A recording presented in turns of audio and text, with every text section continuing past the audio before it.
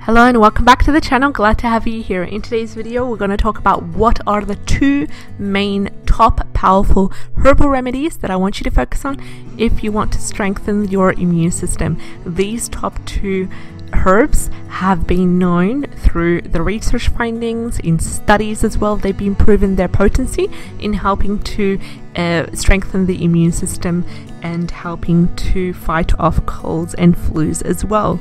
Now keep in mind, this information is for information purposes only. In this channel we talk about the herbs and the essential oils that have been proven through studies to work. It doesn't mean they're going to work for you, but we just want you to be aware of them so then you can have an informed opinion on what to use when it comes to improving your health and your wellness. So when it comes to having a weak immune system, it's usually associated with exhaustion, either mental or physical exhaustion as well. And did you know that food allergy can also cause you to have a weakened immune system because it raises the levels of inflammation in your body? Depression is also one of the causes of having a weak immune system. So it's really important to focus on self-love, to focus on proper self-care rituals in order to boost your mood, in order to help you when it comes to your mental health, so then you can strengthen your immune system at the same time. So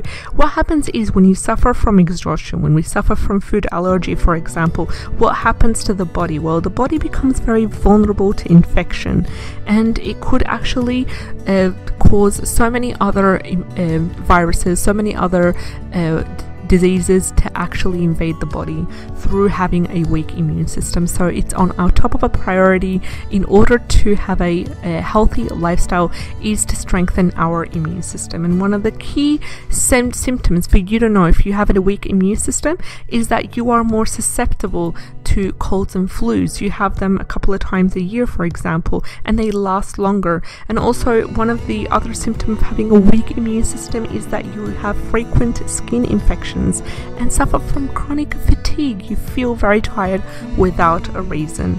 So the two herbs that I want you to focus on, first one is a herb from the Chinese medicine, and the other one is a different herb. So here we got the one from the Chinese medicine is called Huang Hui. Huang Hui, I will write the exact Latin name as well as the well-known name in the description box below this video, so you can have the exact spelling of that herb. And what it does is, Huang Hui, I hope that I'm pronouncing it right and correct, it increases the production of the white blood cells, and it actually strengthens the immune response, and it's antibacterial. I'm recording! It's antibacterial as well, and it increases and strengthens the immune response, and it actually serves as an energy tonic, and it strengthens the defense energy as well. So the best way to take Huang Hui is as a deconcussion or as a tincture, and it could be found in the Chinese medicine stores as well as the major online herbal stores such as Amazon, eBay, and iHerb as well. Huang Hui is a great herb to focus on, and the thing is, I want you to be aware of using Huang Hui if you suffer from excess heat, or if you have conditions that involves excess heat, and if you are yin deficient. So it's best to know if you are yin deficient, please refrain from using Huang Hui, and we'll get to that shortly later on in the next couple of videos explaining what the specific different deficiencies are when it comes to the Chinese herbal medicine. So the second herb that is really important to focus on when you are trying to strengthen your immune system, it's a herb called purple cone flower, and it's echinacea. Absolutely amazing when it comes to boosting the immune system, and I use it whenever we are at the phase of the late autumn season, when we're about to be hit by strong winds and strong snowfall as well.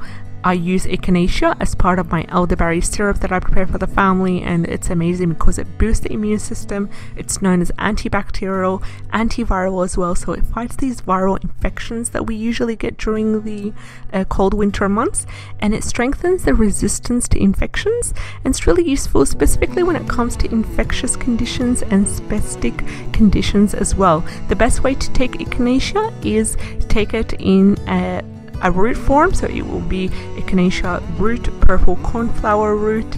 It can be taken as a tincture as well, and there are specific ways to take echinacea so you won't develop a immunity towards it, and I've explained that intensively in the video that I've done I think a year ago, and I will link that video in the description box below so you know what is the best way to take echinacea, how many breaks do you need to give your body a break to rely on its own immune response, and then when should you be back to using echinacea. I've also explained in that video, of which the link will be down below in the description box, I've explained how I give echinacea to my own children through both a tincture form and a syrup form, so more details about that in that video. And when it comes to using echinacea, you want to use it simply by itself, or you can combine it with elderflower or elderberry, which is amazing for helping to boost the immune system as well.